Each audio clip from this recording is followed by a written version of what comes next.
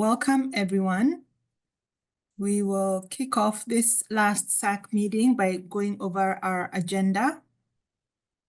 So we'll start with a quick welcome, inclusion, and norms, and then we will hear from the students who participated in this year's conference about the lessons that they learned through that.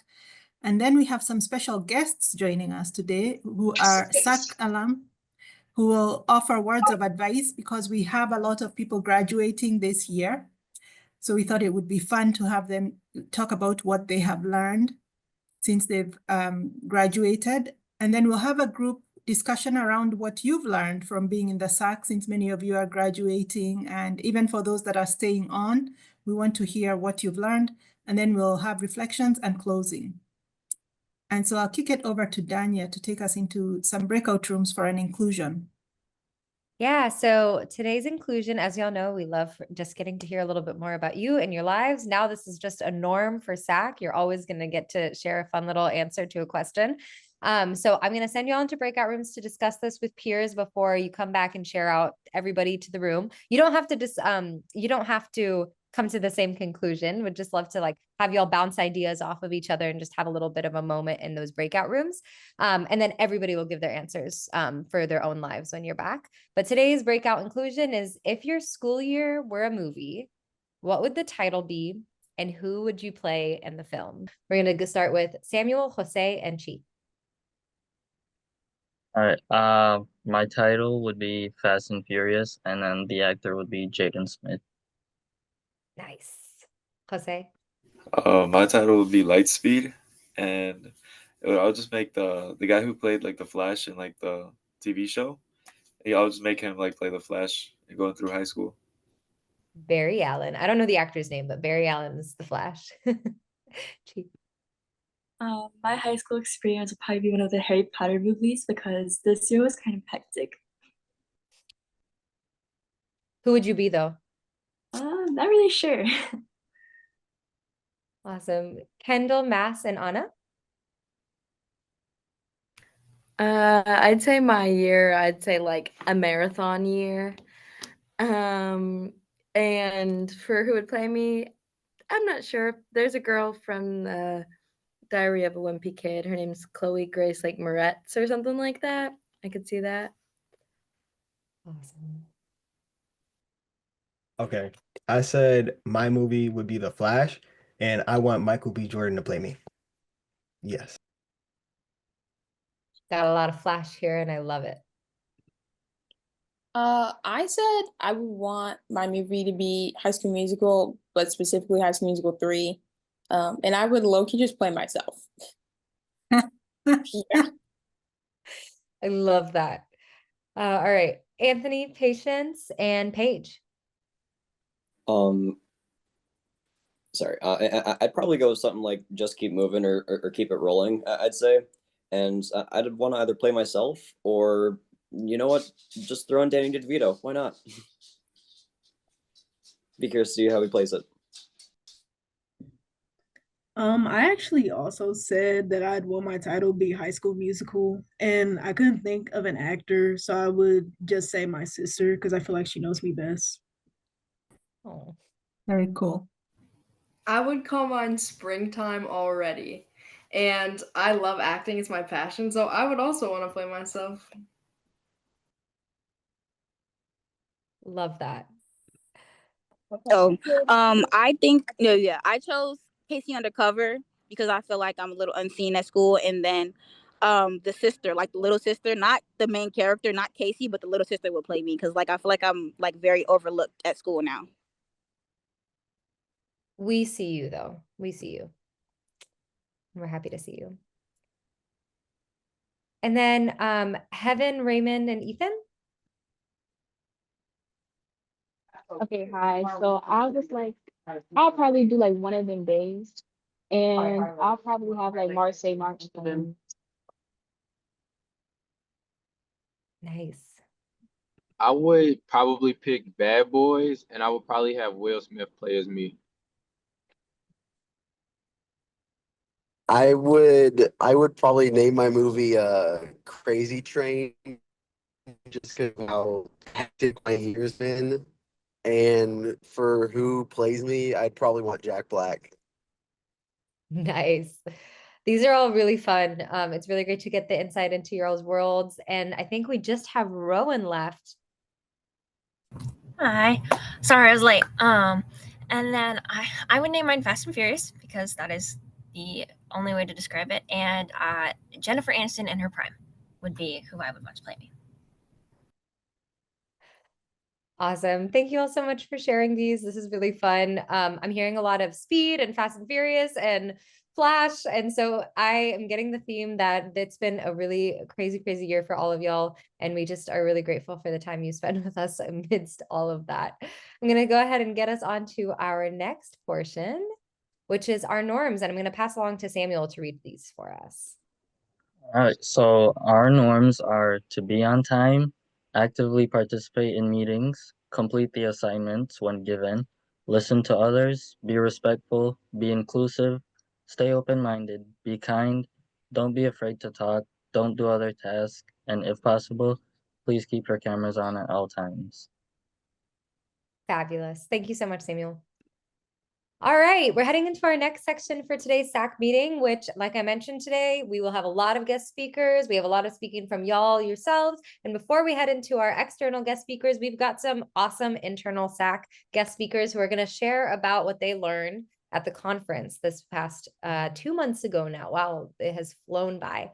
But back in February, we had six of our wonderful SAC members present at the Student Success Network annual conference. And I'm just letting in one more person to the room.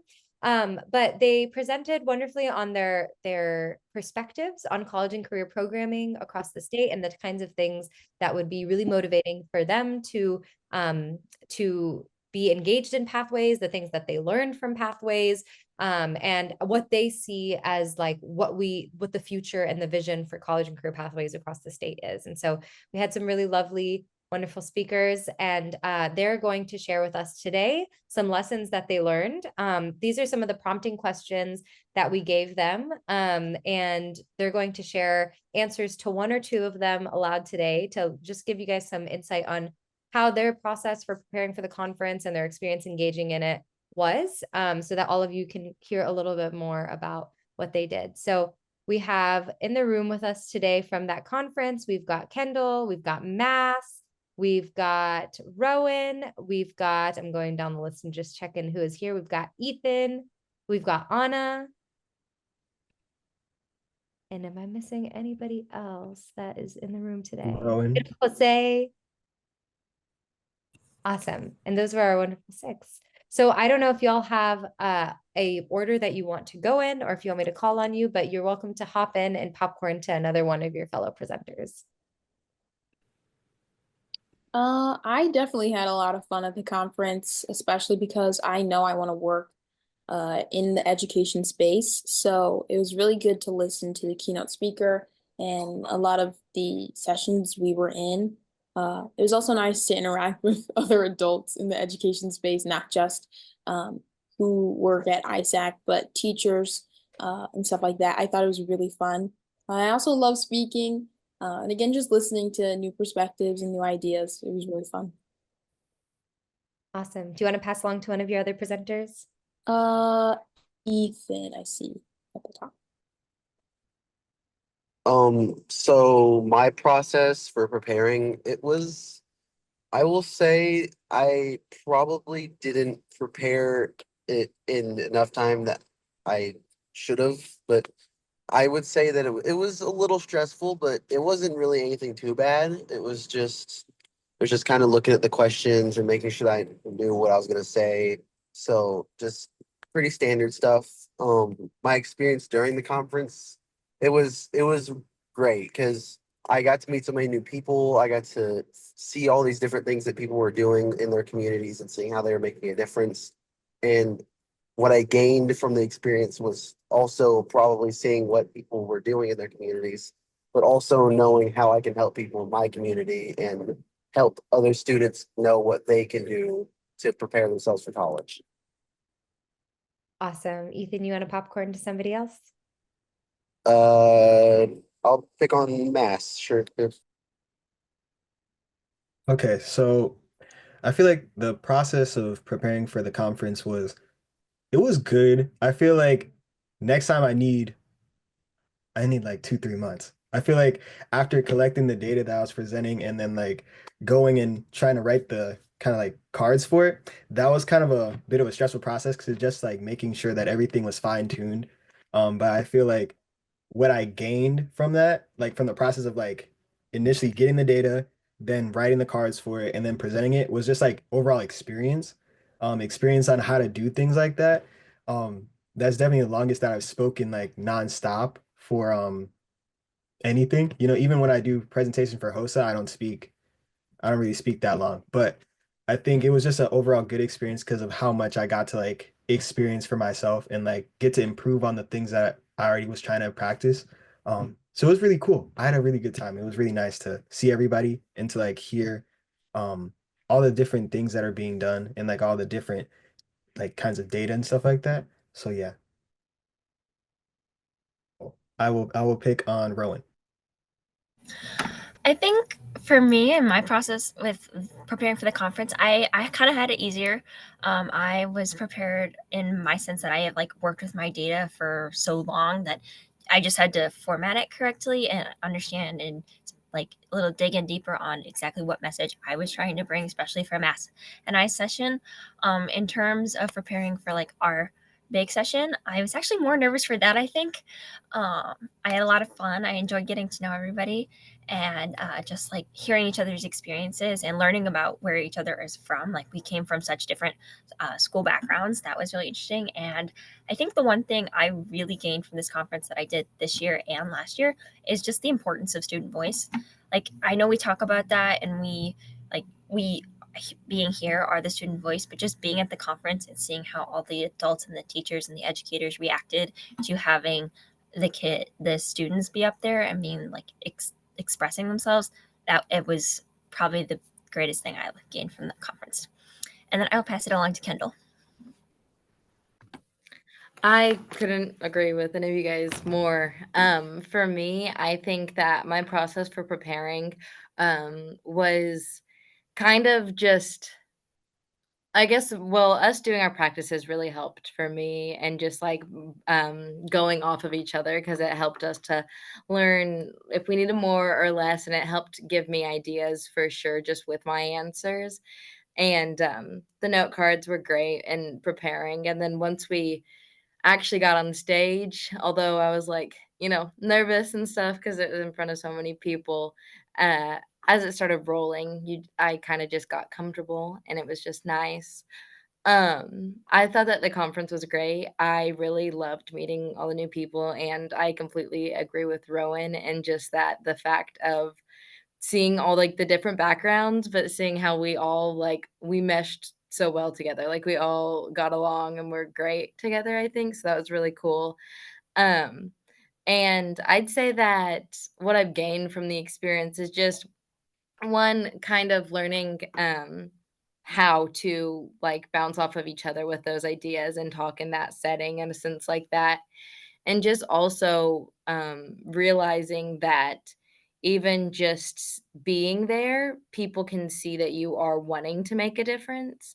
And then I know afterwards, a few of us had people come up to us and say, "This thing that you said, well, let's talk about that more because I couldn't agree and it works perfectly here." So I think it was just really cool learning that just being there or saying even just one small thing can just be that like perfect trigger for someone to be like, that's exactly what I needed. And I'll go to Jose. As far as my experience during the conference, I had a lot of fun. Uh, like I had done the conference a year ago too, so like immediately I knew I wanted to do it again, just because I got to meet like just like our members too. Like it's different than just like talking through like the computer and like seeing faces, but like realizing, oh, this person's pretty tall. Like I didn't think Ethan was gonna be that tall, so I was a little like intimidated at first. I was like, oh dang, he's tall. But yeah, it was just fun getting to know everyone like face to face, and also like it was just a different vibe there. Like I think just like everyone there was like really nice. Like I didn't feel like I was getting judged at all. And then like as far as like gaining anything from the experience, I mean like just like gaining this like confidence, I guess. from doing like the conference last year, like I was like scared and I didn't even want to do it last year. And then when it was brought up again that we would have another conference this year, I like immediately like took the offer up. I was like, yeah, I want to do it like 100% because I knew I was capable of doing it with like no pressure at all. And like I just had like that, I guess, like newly acquired skill of just like public speaking, you know? And you did so well in it. And we loved watching you grow from last conference to this one. And same to the many who came last year and this year. And even for those that joined this year to get to see how y'all were doing at those earlier practices and then getting to, you know, prepare and gain that confidence over time and then present so beautifully to the crowd. To those of y'all in the room that weren't there to get to see it, and actually to the group too, I don't know if I've shared this, but it was like a highlighted session at the conference. Everybody loves getting to hear y'all's perspectives. And if I could ask for y'all to take away one more thing from all of this experience is to remember that you need to always advocate for yourself and your peers, and that there are people that are wanting to hear your voice and to feel, you know, to remember that that is an important voice, that your perspective is important, and that it's about, you know, finding those people that, you know, should hear it, need to hear it. And we know a lot of people took from what y'all said and want to take it back to their schools and implement some of those insights. So to those in the room, thank you that were a part of this presentation, and to everybody else to remember that your voice is extremely important, and that if you learn anything through your experience in the SAC, it's that you should keep on using your voice. Alrighty. On that note, we are actually going to pass it. I'm going to pass it to Edith to introduce some of our wonderful alumni and talk a little bit more about sharing your voice and some words of advice specifically from them. So Edith, I'll pass along to you. Thank you, Danya, and thank you to all the SAC who presented and for sharing what you learned. I just want to let you know that we got the evaluations from the conference recently, and the student session was the highlight, both the lunch plenary and the breakout. So many people said they really appreciated hearing your perspectives and that they will take that back to their school. So thank you. And now I'm super excited to kick us to the next session of today's agenda, which is words of advice from our alum. And Danya, maybe we can stop sharing so that we can see each other's faces. And I'll kick us off. We have Jeremy Avan, Aline Niogusenga, and Nicole Griffith, who have joined us today to share their words of advice. And I'd like all of you to introduce yourselves and tell us a little bit about yourselves, like which high school did you attend, what year were you in the SAC, and what college do you attend now, and what are you studying, to kick us off. So maybe go Jeremy, Aline, and then Nicole in that order.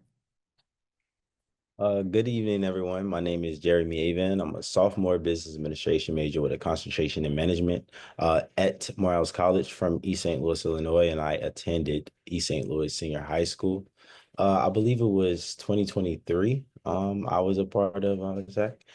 That was my senior year. I was a president of my class, president of my student body, and a member of the program that partnered with the Illinois Success Network that we did the experience with the Bill and Melinda Gates Foundation in Seattle. Great. Okay, hi everyone. I'm Aline Niogusenga. I attend NIU, or Northern Illinois University. I did go to high school to Rock Island High School in a small town called Rock Island. I was in SAC 2023, I believe, as well. I'm majoring in psychology, minoring in philosophy, and French and Francophone studies. I think that's pretty much. Did you want me to say something else? I forgot the list.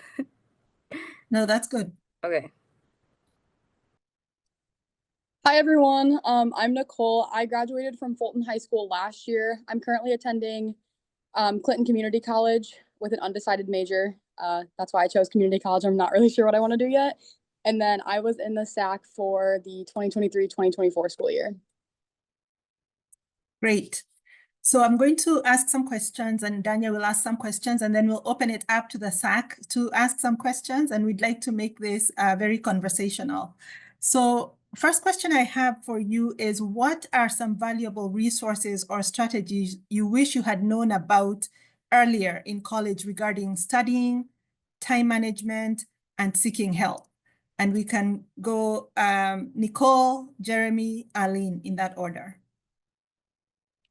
So since I'm a freshman in college still, this is something that I'm still figuring out myself, which I think is important to admit.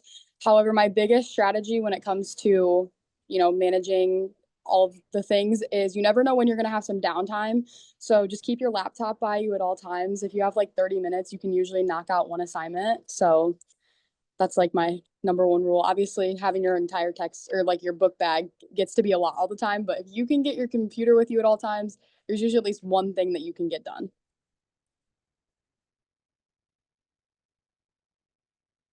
Can you repeat the question for me, just to provide a little clarity?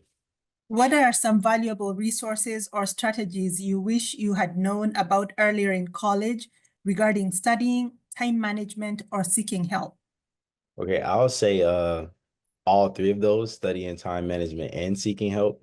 I think in high school, or at least I can speak for myself, I was a little bit prideful when it came to asking for help. So I tried to do everything on my own.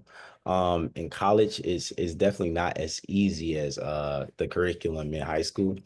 So advocating for yourself is the first thing, and then having an administration that also is like advocate for you. So that's providing different resources like tutoring, and colleges typically have like different partnerships with like programs that provide like these services. So it's more so just like having the awareness of that and taking advantage of those opportunities, because they help a lot. And then one thing I did find was after my first year, or second semester, my first year, like I started writing down my assignments and kind of like made an assignment tracker. So it's more so just like being organized, because like Nicole said, you never know when you have downtime, but you can't plan if you know what you have to do. Yeah, to piggyback off of that, I said calendars is a great way to schedule that. In college, go to your first class because that's where you would get your syllabi. Take all those syllabi. They usually have the academic schedule for the year. Write that down into your calendar, and then you can kind of see which times that you do have downtime to do work or any other thing that you want to do. Another thing I wrote down stuff. So if you see me looking down, it's because I'm looking down the list. Another thing is professor office hours. They're very great for like getting help. They literally want you to go. Like they will beg you to go to their office hours. So go. It's a great way to make connections. It's a great way to get one-on-one help because not many people go. Another thing I would say is emails are a great way to get like connections and to let people know if you need help. So learn how to write a good email because you will get some backlash for not writing a good email. But if you write a good one, I would guarantee you will get the help that you will need. Great. Thank you all so much. Yeah, 100% to all of those things. Back on this like thing that we're really trying to push through the SAC of always using your voice and advocating for yourself. A lot of times in college, you're advocating for yourself, not just, in terms of the programming that they're providing for you, like what we're talking about with this college and career programming here in the SAC, but using that muscle to advocate for yourself to your professors, to send them good emails, to show up to office hours, to, show them who you are. It's really important. This next question that we have here, somewhat related, but kind of pushing on a little bit more of like the work-life balance aspect. How do y'all balance academics, social life, and extracurriculars in your busy schedules? And what strategies do you think work best for being able to do some of those different things you're interested in? I can start us off. I don't have a very good work-school life balance. I'm gonna be honest. I'm not able to easily say no to things. So that has been, it's been a struggle for me. However, I think it just comes down to prioritization. So what the other two alumni were saying, as far as like having those lists, and I have a whole Google spreadsheet that has everything laid out for the entire semester. There's going to be things that come up that you can't plan for as much as I like to plan for things. And so just you have to be willing to be flexible with others, but also yourself. So if you can't get every assignment done at its due date, no, I don't encourage that. But also college is about being an adult and, you have to handle them like an adult. So this sometimes calls for early mornings and late nights. But again, I've had so many professors that are like, just you showing up or communicating like, hey, I'm having to work long hours or I'm being pulled in, 100 different directions. They're willing to work with you. And I mean, there are some that aren't, but 9 times out of 10, they just want to see you and they want to see you communicate like an adult would. Yeah, and I'll say like most of the, well, not most, but all of the professors were college students at some point. So, the level of understanding and communication is something that is there, and you definitely want to take advantage. But I'll say to Nicole's point, like the biggest thing that I've learned recently was feeding yourself, and sometimes being selfish is the best effort that you can do, because sometimes you have to say no, especially when you put in a position of like where you want to grow for yourself. And a lot of people are not going to understand like your personal journey. So like they're going to ask you to do things. And yes, you want to climb, so you want to be involved. But at the same time, you have to feed yourself and remember why you're there. It is to get your degree. And I think that you definitely want to be involved to maximize your experience, and honestly, being involved kind of help with eligibility, because you got to have like certain requirements to participate in extracurricular activities. But that is to help you. Some of the things that I'm a part of at Morehouse is I'm like the commander of their new student orientation experience. So like I welcome in all of the incoming freshmen, and I also like participate in student government association. I'm over campus operations, and then I have internships that I work simultaneously with my academic schedule.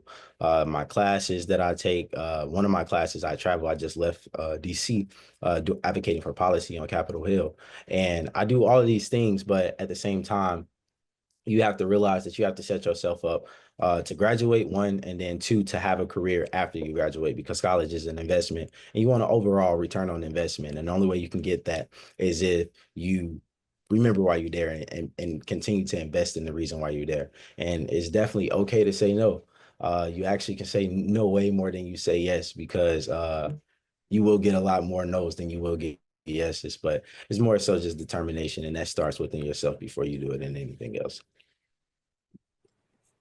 Yeah, to piggyback off of that, definitely make your priorities straight before you make your calendar schedule. Like I said, for me, my priorities is academics. So I first start off with like the syllabi schedule. Then after that, I have 2 jobs. So then I put on my job shifts into that schedule. Then after that, I can see like small pockets of time where I do have time for myself and I do have time to socialize. That's the way I break it down, and it works best for me. But it definitely depends on everybody's priorities and schedules. But definitely take a break when you need to. That's very important, like the others were saying. I remember last year, my first year, I was like, this is too much. And I left for a week and went on like a family vacation. And all I had to do was communicate that with my professors. They were okay with it. They allowed me to do work while I was there, and it worked out perfectly. My grades didn't drop.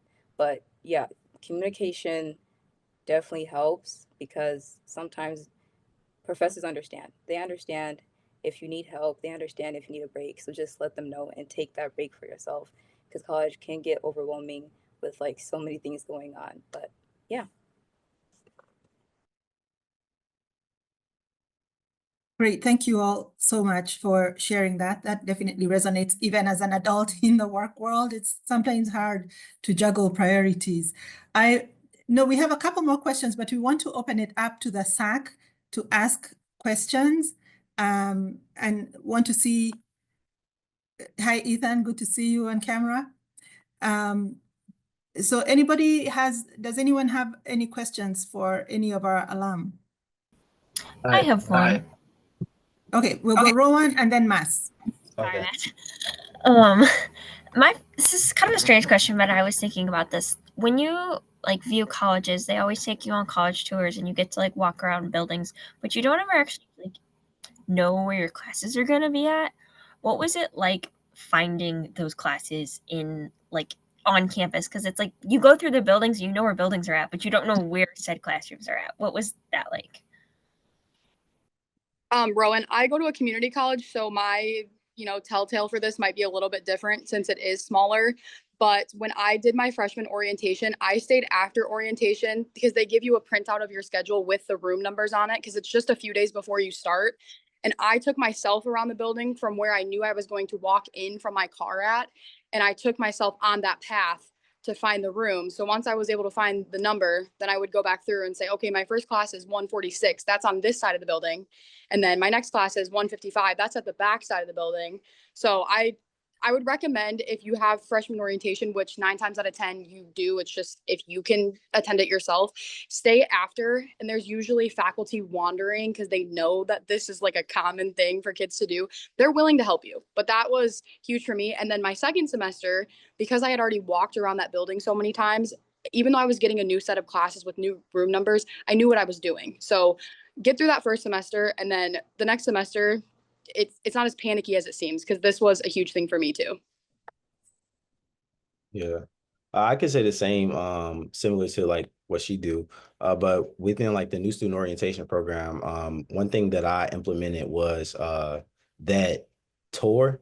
So like when you tour, you like already have your schedule and basically take the incoming students around the campus and shows them the like the different academic buildings, and also have them go in and out. And then we even like the day before, we actually like have them kind of go through their classes or go to their classes as a student, like prior to the academic curriculum actually starts, so they can kind of get a feel of it. But even with that, in the beginning of your semester, you have what you call a syllabus week or the syllabi week. And that's usually the week where like the teachers are more lenient with you finding, the area, getting the necessary materials to be successful in the classes, like grabbing your books or calculators, whatever you need regarding the tools.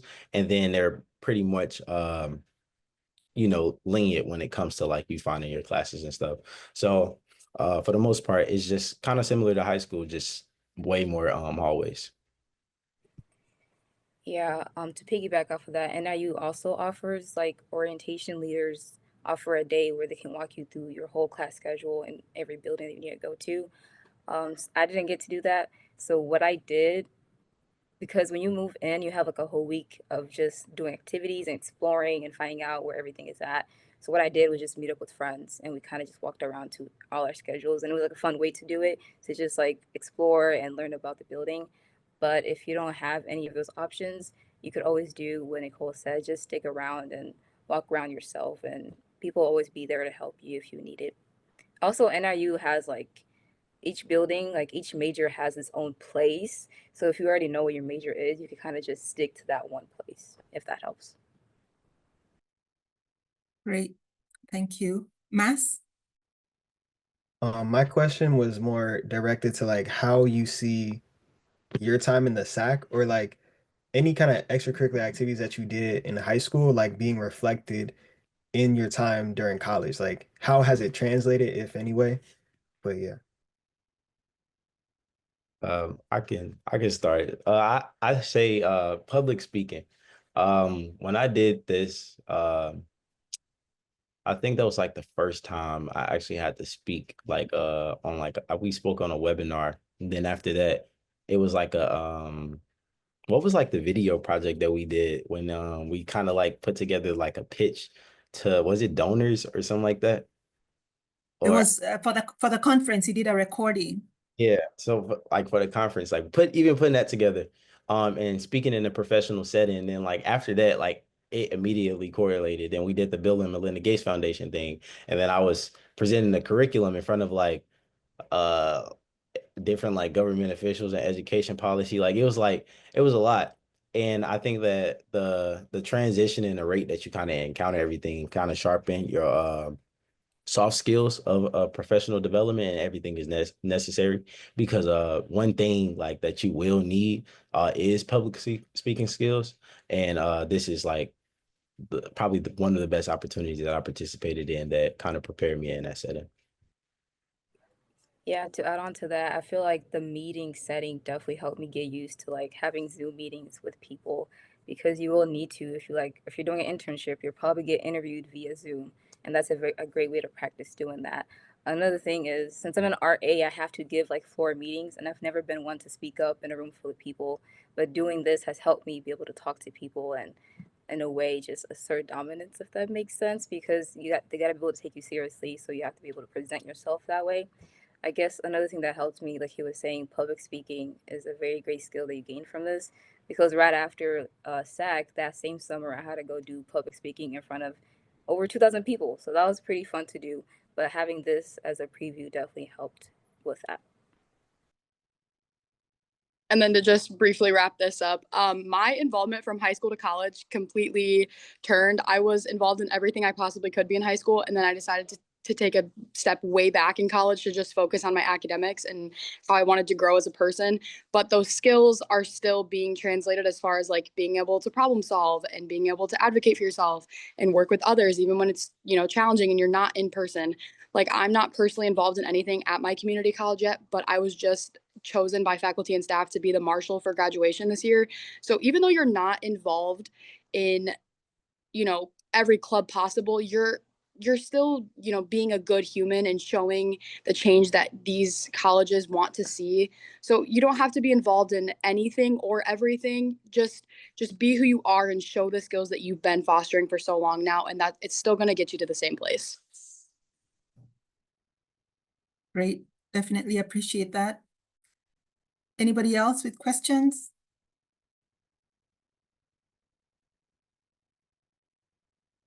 Patience, you look like you have a question. No? I was really trying to think of something because I recognize one of the members up here. You know Jeremy, right? Yes, yes. But since I can't think of anything right now, I just really appreciate like seeing alumni come back in and like give their perspective. I know that from me being in up at the community college, I'm kind of like getting the experience, but this kind of opportunity is something that I really wanted when I was like back in my sophomore year. And it's like you steadily approaching your senior year, and it's like, what does that process even look like? It don't even feel tangible. So I really appreciate how you're like providing this experience, not just for our seniors, but for our freshmen, our sophomores, our juniors. It's really appreciated. Yeah, I love that they are willing to pay it forward. And hopefully those of you that are graduating will be willing to do the same thing in the next few years. Any other questions from the SAC? Okay, I have another question for the alum, if you're still able to stick around. Can you say a little bit about what advice you would give high school seniors about managing stress and anxiety during the transition to college? I can start us. So I am a first generation college student. So usually, you know, when you're feeling anxious about adult like things, you turn to your parents. Well, my parents were looking at me like, I have no idea. So I quickly found that you have to build the best relationship with your advisor, because when you're in doubt, your advisor is going to be the one that is certain. So, I mean, I've gone to my advisor about, you know, of course, college related things as far as like academics and class schedules go, but I've also gone to him about like, you know, personal things that are just weighing on me and how that's affecting me academically, you know, school and work schedules. And then, I mean, this time next year, I'll be looking at going to university, which is absolutely crazy. So, you know, the transition beyond that, it's still stressful. There's still uncertainty. It's always changing. But yeah, if that's the one thing I can give, it's when you're in doubt, your advisor is going to be certain. Please seek them out. Yeah. Definitely the advisor piece. I kind of heard that a lot when I first like was going into school, but my freshman year, I didn't really talk to like any of the faculty, like even my teachers, like, and it's really harder to establish relationships with your teachers because you only have them 4 semesters at a time. One of the like classes or departments I find easier is the language department, because you usually have to take those classes like once or twice to actually pass it or get the credit for it. But and you see those teachers longer, but all the other teachers you kind of probably only see for a semester, and that's like usually like 6 months, 4 months, whatever. And then it's class probably like once or twice a week, depending on your major. I don't really know like the religious barriers, but one thing that I found helpful is to lean on God, and have a strong faith. When I like East St. Louis is kind of in a rougher area, and I encountered a lot, as I transitioned from high school to college, and because of that, like the level of rigor, especially when it comes to like your high school at like mindset, like going into the college mindset, like there's just way more. Like you wake up and you're responsible for a lot more than you would be in high school. Like your parents or your siblings may wake you up for class, but in college you have to do that yourself. Nobody's there to tell you to wake up. Nobody's there to hold you accountable, but yourself. And it's very much easy to slip. Then again, it's that then the fear of missing out. Like you feel like you have to be a part of everything or surrounded by everybody. And a lot of times, like, Nicole said, it's okay to not do that because you there for yourself at the end of the day. So, but it's also like experience being its best teacher. Like it's a lot of things that even we're going to tell you that you're going to get advice on, but you're probably still going to make your decision, and your decision probably still going to end up biting you at the end. But it's more so experience being his best teacher. Another thing that I say, like back to the school providing different services. I know at Morehouse, like they provide counseling services, and I believe that is mandated now in legislation for all institutions to provide counseling services after COVID. After COVID, so taking advantage of those, like mental health is important. I know that. It isn't really talked about as much in our generation about leaning on that mental health, but college is itself is a mental roller coaster, and it's been instances where classmates of mine have had severe mental health incidents, as well as upperclassmen and incoming freshmen. So it's very important to like take care of your mental health, and like I said, put yourself first in every aspect. Then it's also the realization that your plan and your path is your plan and your path. Like a bachelor's degree is typically 4 years, right? That's what they tell you. You have to complete it in 4 years in order to get the certification. But realistically, like that may be the plan for you, but God always have a different plan, or the universe always has a different plan. So your 4-year degree might be a 6-year degree or a 5-year degree, but it's more so just like I said, that dedication and making sure that you finish. But most importantly, leaning on the village too. It took a lot for me to get to Morehouse. And those individuals that you surround yourself around is very, very much necessary because they aid in your success. And a lot of times you're not going to have it figured out, almost never going to have it figured out as a college student. And it's important to lean on that village because those are who you look to for support, because you definitely can't do it alone. Some of the people that was a part of my village was Miss Edith and the council, and even patients and the program that we were a part of together. Just different people like that, because you have to realize like you are at a time where people want to support you the most, because uh college isn't something that everybody's doing. It like pursuing higher education, let alone a better quality of life, isn't something that everybody is doing. So the fact that you're doing it is great. So we want to support you, and that's why we paying it forward, and that's why we hope that you pay it forward when it's your turn, because someone else needs to hear this. Oh man, how am I supposed to go after that? I feel like you covered everything. You ate. But what I would say, just to like piggyback what they both were saying, is take your time. Like I feel like many college students, at least for me, when I was transitioning to college, the first thing I was thinking was, I gotta do this, I gotta do this, I gotta do this, because in high school I was actually doing everything. So I feel like I had to keep that same energy going into college, and you'll learn very quickly you can't do that. You'll burn out very quickly. So take your time with everything. You literally have 4 years, maybe even 5, to finish everything.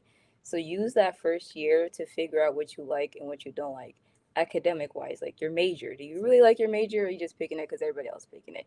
Or like with friends, you're gonna meet a lot of people your first week in college.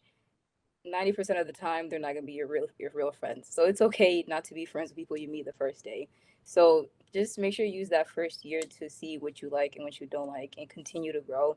It's going to change every year. Like what I liked last year is not what I like this year, and it's okay to change and pick new things. That's the whole point of college, is to figure out who you are and what you like and what you want to do in the future. Something else I want to touch on is financials. I feel like that's a very big stress that people really think about going into college, especially as fresh generations, like Nicole said. We're doing this kind of on our own because we did not have like our parents to show us like, hey, you need to sign up for this or apply for this. But scholarships are there for a reason. Take advantage of them. NIU, at least for NIU, they're giving out money like every day from what I've seen. If you do go to orientation, they'll give you a $500 scholarship just for going to orientation. And that really helps a lot. I remember one day they were doing a scavenger hunt in the library on a random Tuesday. And if you signed up, you got put into a raffle for a scholarship. And I got it. And it's just all it took was for me to sign up. So take advantages of those opportunities that you see. If there's like a scholarship opportunity, apply for it. Another thing is you could honestly just ask for the money. I know that sounds really weird and really strange, but it works. Like, for example, I'm going to study abroad and it's expensive. She's expensive. And I was like, how am I going to pay for this? But my advisor was like, just ask the World Department for money. I was like, you can do that? She's like, yeah. So I emailed them, a good email. And they're like, yeah, here's money. And I was like, oh, that's all. So literally, it doesn't hurt to ask. If you just ask, they'll probably have money for you. I mean, where's all your tuition money going? So yeah. So ask for it if you need it. But another thing is you really cannot, no matter how much we say, you cannot prepare for this. You just gotta experience it yourself. College, oh my goodness, it's a roller coaster. Like you will have so many different experiences, but each one of them are going to build you to be the person who you are eventually in the future. And they'll teach you great lessons about life, about school, and everything in between. So yeah, take your time. You have so much time to do it. This is the time to do it. So yeah, don't stress. Wonderful. Thank you.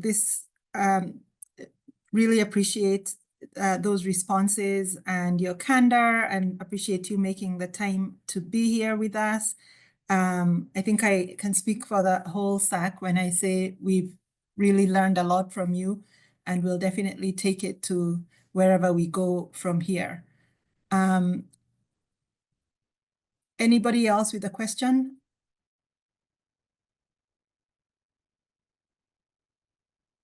Okay, I'd love to take a picture while we have the alum here. So if everyone can give me your best smile, and then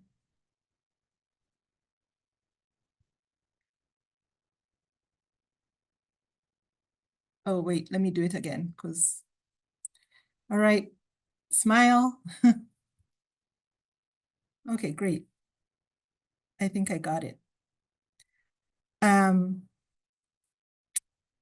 I think we can either go on to the next session, or yeah, and if you want to stay back, I think Danya, do you have another question? If we have time for one last question, I think that Aline started touching on the financials right at the end there. So I think we did get some of that captured, which was going to be my last question, because I know that's a big a factor for stress was people head into college. But I think Aline brought some really wonderful advice there. I guess before we have Jeremy and Nicole head off, do y'all also have anything that you wanted to add to Aline's answer about being mindful of finances and the financial struggle that tends to sometimes be a concern for folks in college? Yeah, she really started off with the whole scholarship thing, which is super important as a first-time college student, but apply for scholarships. I know that it's sometimes one more thing you have to do, and it's just another essay you have to write, I know, but even the ones that do not fully apply to you, like you don't check all of the boxes, please apply for them. I've gotten 4 scholarships simply because nobody else applied. Like just taking the effort to I work at a bank, so like we're pumping out scholarships for our community members too, and the amount of time that it takes to even create the logistics of a scholarship, they're so excited when one person applies. So if you don't check all the boxes but you applied, they're so happy that you acknowledge the time and the resources that they're giving. They're going to give it to you. And like I said, I do work at a bank. I work part-time, so not working through college is not an option for everybody. It's not an option for me. I have bills to pay. I'm trying not to take out a loan while I'm at community college, but find a job that puts your education first as well. Some people, some companies are just wanting you to work simply for their company, but you have to realize that like you're probably not going to be at that job forever. That's why you're going to college. You don't want to be at this job forever. So if you're putting your education, your career first by having that job, they should also be willing to meet in the middle with you and say, okay, which concludes my spiel here. It's okay to say no to coming in early and staying late and picking up shifts. You have to take a break. You have to be able to say no. Most of the time when I'm not at work, I'm studying, or I'm back at my high school that I can't seem to get away from because I love it so much. Like, I'm not, to them I might not be doing anything, because I'm not at work, but I'm doing a lot. And so just be able to say no to that. Finances is a huge thing, but you'll figure it out, and ask for the money. It's there. Like she said, where's your tuition going? They're keeping it, give it back. Like, but yeah, there's a lot of questions that are going to come up. We don't know what we're doing. Like, we're figuring it out through experience. So if you want our contact information or my contact information, and there's things that are coming up after that you're not quite, remembering now, Edith, I know, has my email. I think Danya does too. So you guys can please share that. I love when people reach out to me. But yeah, thank you for letting us be here today. We loved our time, when we were members, and we're loving our time as alumni. So we're really appreciative of you guys as well. Yeah. For me, I'll be a little transparent. So, before I enter high school, my mom actually passed. So I was independent, like since ninth grade, technically.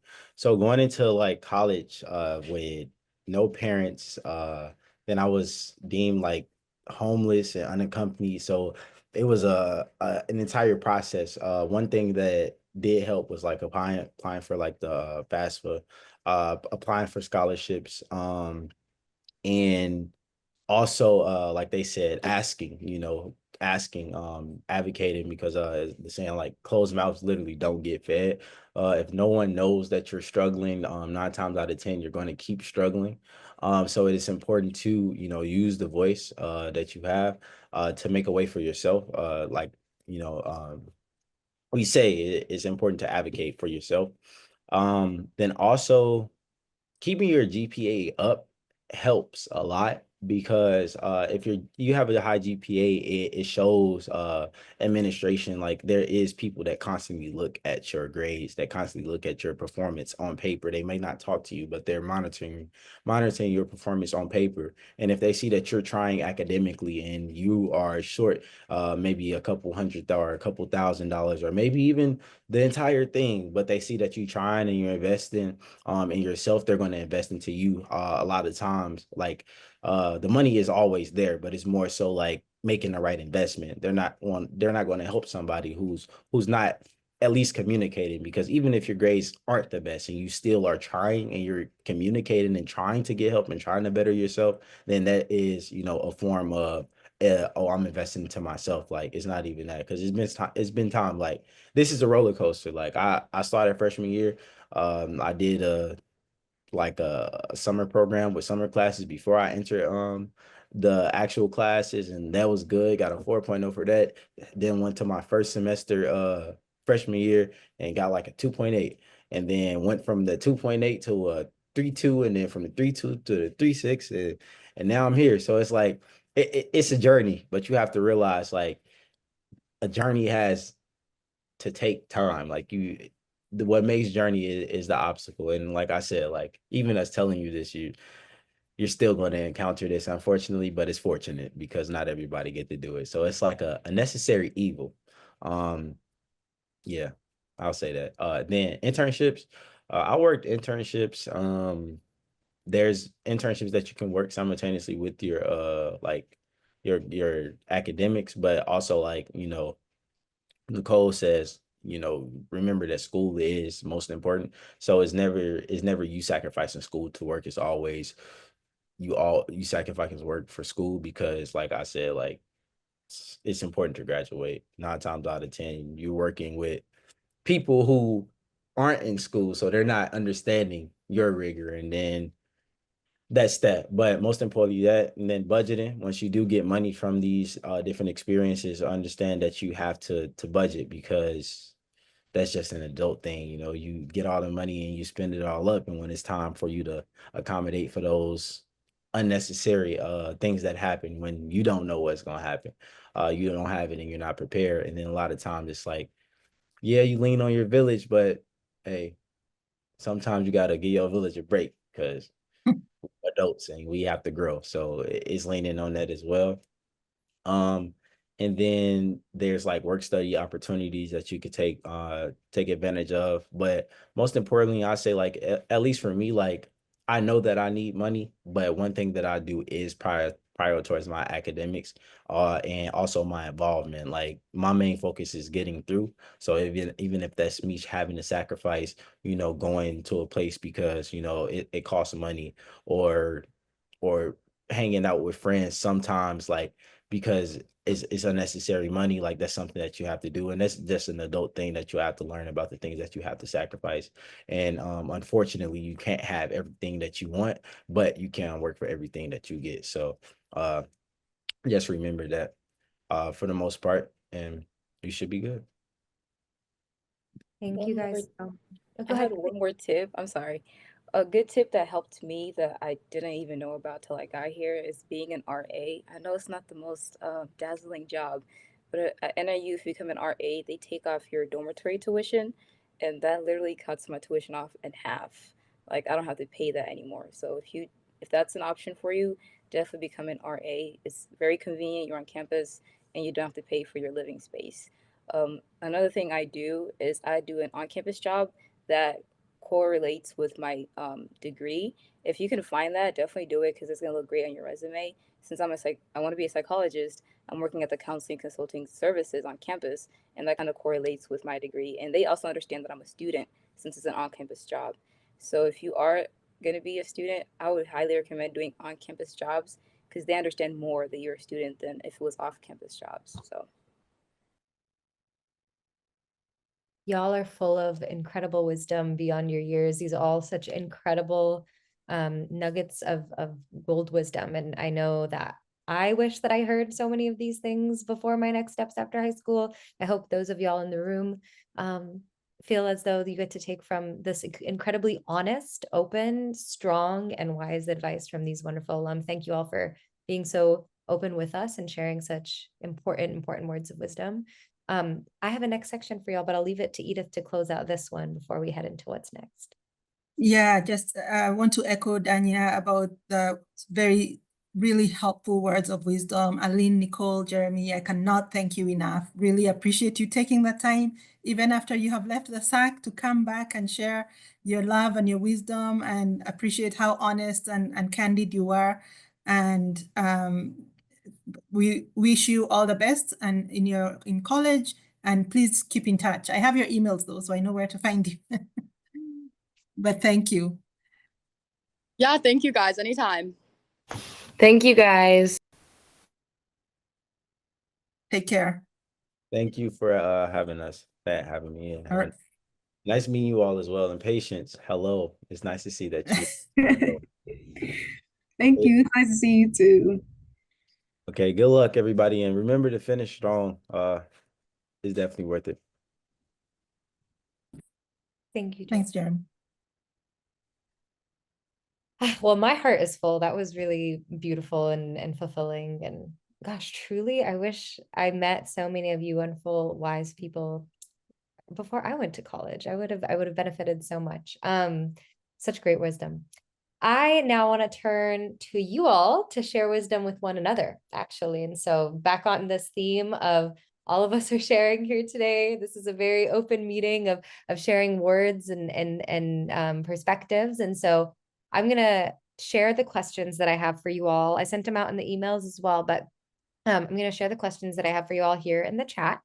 And to close out this wonderful last SAC session, we're going to do a brief, touch base with everybody in the room and ask you all what's one major takeaway that you are going to take from high school as you transition into whatever your next steps are. And what have you learned in the SAC? This is, kind of a question that Mass actually asked our alum as well. And so now we're getting y'all to think about this early before you go to those next steps. What's something that you think that you've learned this year? It could be any of the content that we presented in the meetings. It could be a skill that you felt you gained from being a part of the group. That you think that you'll carry on with you to your next destination, whether it's college, if you're a departing senior to go into college, or work, if you are going straight into the workforce, or the next grade for some of those in the group that will be continuing on in high school next year. So I'm going to call names again, like I did in the beginning. We'll go like 3-4 at a time. And then we'll stop here in 12-15 minutes to make sure that we get time to do a closeout. But I'll go ahead and start us with Samuel, Chi, Kendall, Ethan, because I can't call Kendall without Ethan. All right, so my takeaway from high school would be don't take the time you have for granted. There are so many things right now that I regret not doing to have fun because I know later on I will not have time for it. And just also opportunities that I missed, I wish I could take them back and have them. So I'd say don't take time for granted. And what I learned from here is to have confidence in my voice. I'm a very shy person, so being confident in what I can say to others and tell them is what I learned because it does have a meaning and purpose.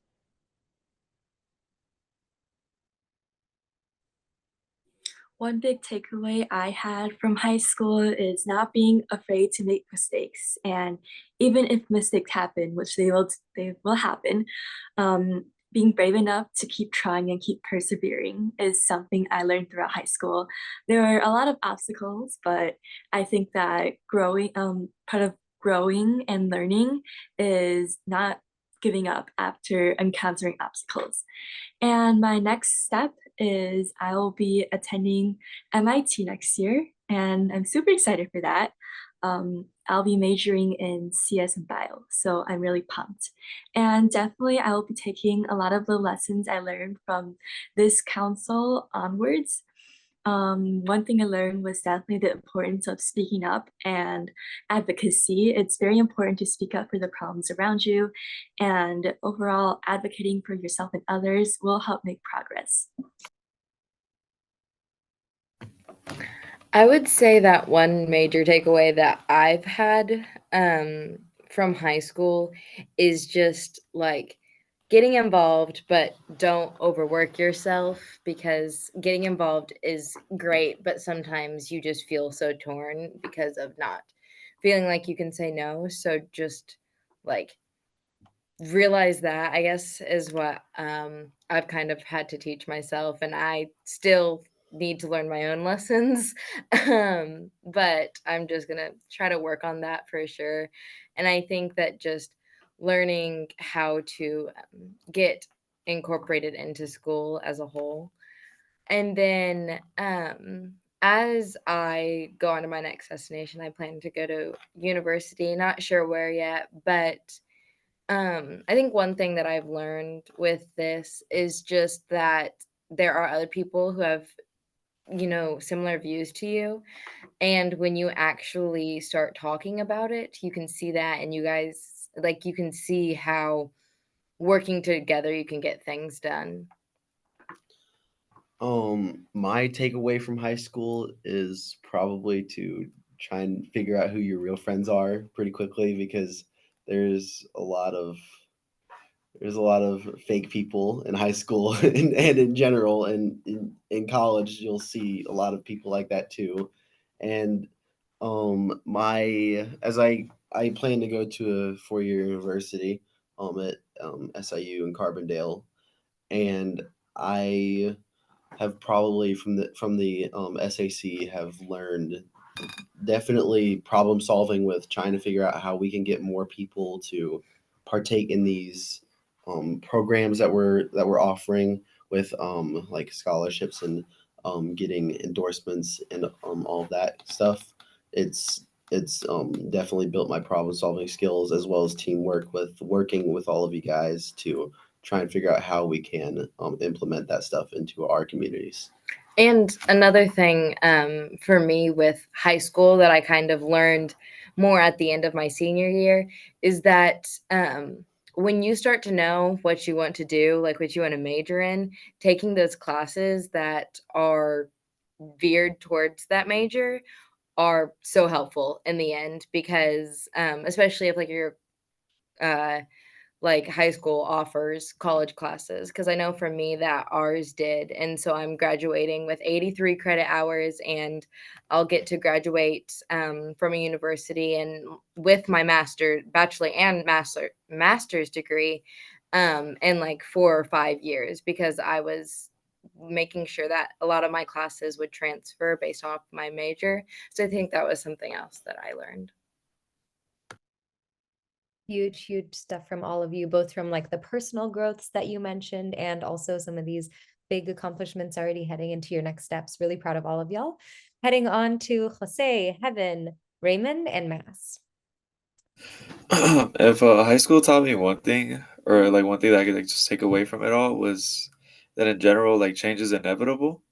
Sometimes change can be bad, and sometimes change can be good. But I think the way that you react and adapt and just change yourself, like according to the change that happens in your life, whether it be big or small, like can make a big impact on your overall like success in school and in just life. Because if you're not able to overcome or adapt to change, I believe you can kind of get left behind. And while everyone is like, achieving the things they wanted to achieve just because they adapted to that change, because you're so stuck up on like what had happened, you like struggle to move forward, I guess, in a way. So yeah, and then like just like overall just taking stuff away, like just being able to like get these skills and going on to like hopefully like enrolling at Urbana-Champaign for engineering. I think just having those skills are like very valuable, especially just like from being in organizations like SAC, NHS, Student Council, all that, like voice, like public speaking and using your voice to advocate for yourself. And overall terms is just like, I guess, a really great tool, and that's how I like would use it at school, I guess. Oh, hello guys. Um, so what I've learned while being in high school is the importance of networking and building connections with like teachers and staffs and the adults that are around you, because it really helped and benefited me. Um, I would say I'm going to a university slash a college. I'm attending Trinity College. I'm majoring in psychology. And I would say from like these meetings and different things, I really learned the importance of like teamwork and team building and just like understanding other people's perspectives and point of views without having like a biased opinion, or just learning in general what goes on around you in different environments. I feel like it's very important, and I would take on with me while I go to college.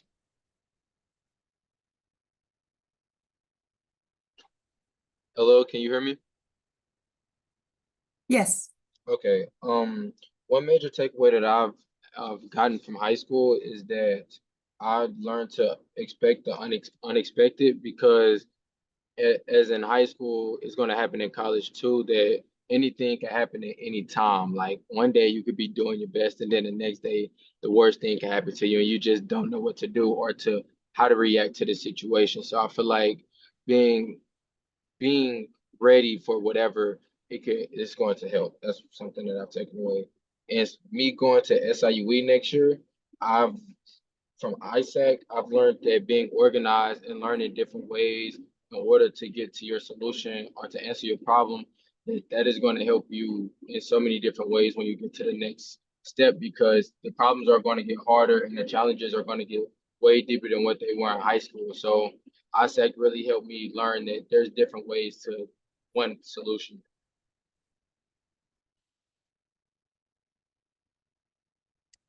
I know I didn't go, but I was just gonna say that one major takeaway from high school, like that I'm gonna keep with me after that transition, is probably like to always ask questions. I feel like you could never have too many questions to something. So I think asking questions, even if like you feel like you're asking too many, keep asking questions, because you need clarification. You need to make sure you understand what's being asked of you. So I always think to ask questions. And one thing I learned that I said that I was carry with me as I go to where am I going to UVM? I'll probably be taking, I feel like I learned a lot, but I'll probably just be taking the communication. I think communication is a really big thing, especially when you're like your university or your, you know, secondary, post-secondary plan is like really a big place. I think always communicating with others, communicating with staff, I think it's like a really big thing when you're in post-secondary.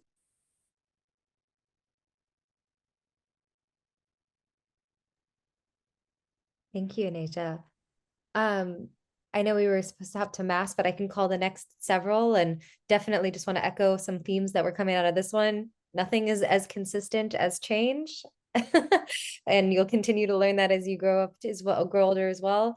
And just the need to keep on asking questions and to seek help, kind of following in some of the themes from our alum as well. I'll call on our next four. We've got Mass, Anna, Anthony, and Paige. Okay, so I've learned two things from high school that it's like very major takeaways for me. Firstly, echoing Kendall, the way I see it is like if you try to be the captain of multiple ships, you're not gonna get anywhere, you know, because you can't navigate four different things in four different directions. You're gonna get lost, and it's really gonna end up worse for you, and you're gonna end up more lost than you were in the beginning. And then following on with that, another important thing that I learned was that at the end of the day is gonna end, right? It doesn't make sense when you say it, but like at the end of the day is gonna end. So no matter what kind of hard circumstances you're going through, no matter how difficult it's gonna be, eventually it's gonna end, you know, and that really helps me over the past few months where it's been like a lot of things back to back, busy schedules, a lot of conferences, a lot of homework, a lot of essays, projects. No matter how difficult it was, the one way I could like kind of reassure myself is that I'm gonna get through this, you know? Like it's kind of like putting it off on your future self, like, but still doing the work. But like you're gonna handle this, you know, no matter how long it's gonna take, it's gonna end eventually. You're gonna get through it and it's gonna be fine. So at the end of the day is gonna end. So one thing that I learned from the SAC that was really helpful for me was the count if function. I really love that. Excel is so good. So like, but really that means like learning how to do research, learning how to code things, learning how to like analyze quantitative, qualitative analysis, doing all those things, learning that. I feel like it's gonna be really helpful in the future.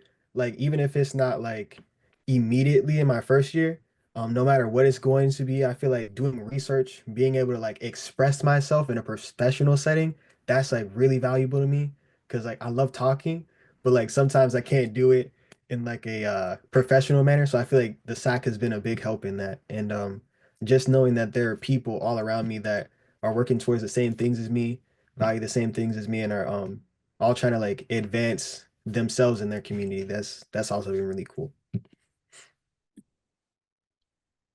I think for me, specifically from the SAC, and even more specifically at the conference, definitely learning how to speak to people in a professional setting. Like Matt said, I think it's really important, especially going into college, because I'm looking to attend an HBCU, specifically Howard University, and everywhere you go, you have to know how to talk about yourself in a way that is professional, but also uplifting. You also need to know who you're talking to, know a little bit about them. That's something we focused on in the student workshop that we did at the conference. So that's something I'm definitely taking away from that. And I think from high school, just from my own experience, because I've always been involved in student activities. It's been something I valued, just being involved in my school community. But doing too much doesn't really get you to where you need to be. So making sure that, and I guess I can take this away to college as well, making sure that everything I involve myself in reflects who I am and my character, and it speaks to what I'm interested in. That way I can put in a full amount of energy and passion into it, and the results that I will seek from it will be a lot better, but also I'll be impacting the people around me in a better way. So that's something I'm definitely taking away from high school.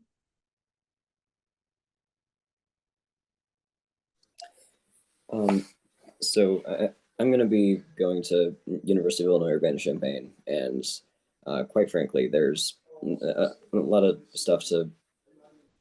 Sorry, give me just a sec.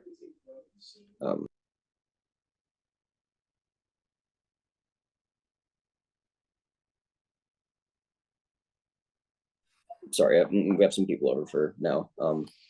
But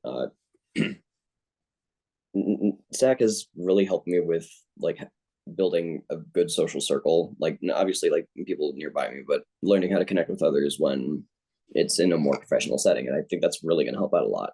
And so I thank you guys for that a lot. I mean, it's taught me how to do a lot of independent research, build connections, and really, this has been a really beneficial program to me. I think it's really important. There's as for high school as a whole, I mean, one of the biggest things is balance. You want to, I mean, it's something that a lot of people have talked about in one way or another, but I just kind of want to reiterate on it. Do as much as you can, but not enough to burn out. You know, find your priorities, stick to your guns, and just generally do what makes you feel best and will set you on the right path for you. You know, remain versatile, just keep it going, keep it rolling.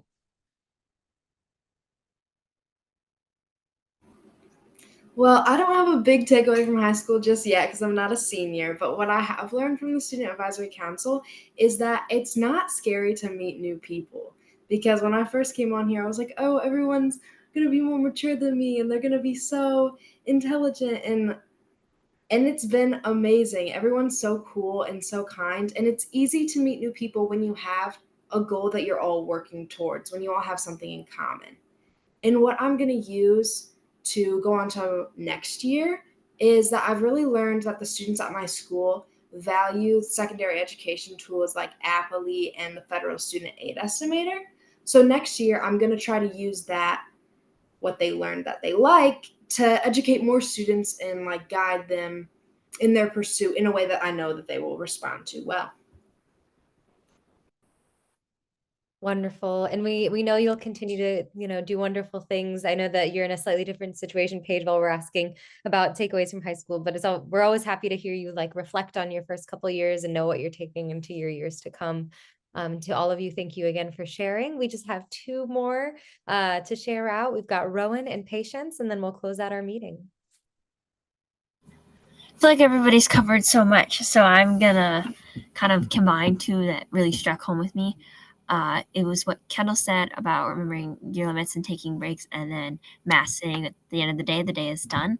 Coming out of high school, I was involved in everything. My friends would always joke that I ran the school because of like I was never in class. I was always doing something for a club and I think learning that you have to be done. Like not everything needs to be done by you, even though people want it to be. Saying no is hard, but it has to be done. And going forward, that is something I'm taking out of high school. And also not letting people put work onto you because I know that you get things done. That was my biggest coming out of high school. I will be taking with me into college. And the biggest thing I learned from SAC was probably last year from the conference was taking the leap. I was so moved by our project last year that I decided to bring it back to my school. And I knew that doing that would be hard and a lot of work. And I was going to be investing myself into something that I wanted to see grow, but I was worried too because I didn't want to get shot down or I didn't want to get lost in the project. And I was almost afraid to, but I took the leap and it has become one of my absolute favorite things to be a part of and to work on, not only with my school, but for our conference this year and with Mass and with everybody. And it has been really great. For me, one of my major takeaways from high school is mainly the importance of like a work-life balance. At some point in my high school life, well, for one, I really consider myself like a perfectionist, especially when it comes to school.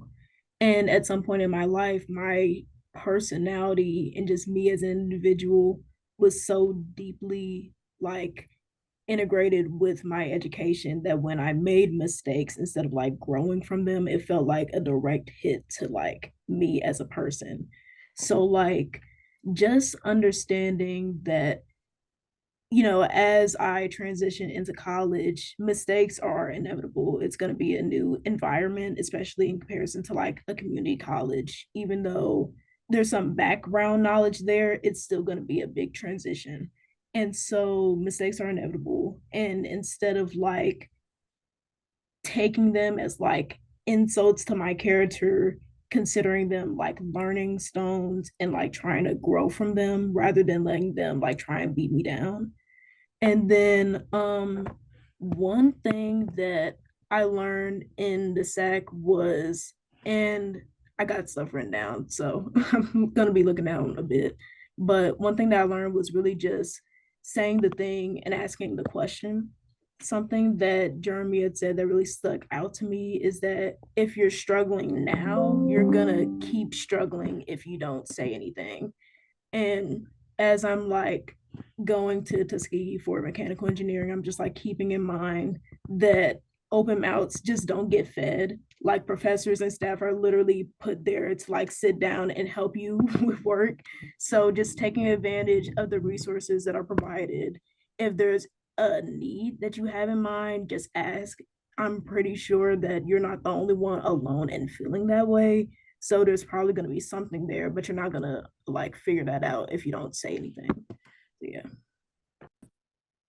Awesome, awesome, awesome insights, brilliant advices from all of you to the rest of your peers and to us as well. These are lessons that we all continue to learn as adults, to speak up for ourselves, to advocate for ourselves, to learn to say no, to learn to delegate. Like these are all such important lessons learned. I appreciate y'all sharing these things, verbalizing these things, and being so insightful. And we encourage you to continue to reflect on your experiences, to ask for help when needed, to keep on raising your voices and doing all the wonderful things that y'all are doing. You all have some incredibly bright next plans and futures ahead of you. And we're all so proud of you and cheering you on through all those next steps. So thank you for sharing a little bit about that with us. I just want to say thank you to all of you for being such engaged students. We are inspired by you. You help us actually. This is one of my favorite parts of my job, is working with the SAC and being able to communicate what you're sharing with your administrators and your teachers. And we're just really pleased to have met all of you, and we hope that you will stay in touch.